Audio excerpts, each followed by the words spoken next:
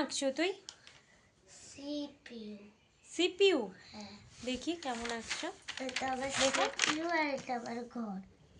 এরকম ভাগা গোবরে ঘর? এগুলো ছেপে কি করে গেলাম? তো এখনো কিছু বানাইনি। দেখি সিপিইউটা দেখি কেমন হয়েছে। দেখো গিলটা ছেপে গেছে কালারে। কালার দিয়ে করছে ওই জন্য। বাহ, সিপিইউটা তৈরি হচ্ছে, ভালোই হচ্ছে।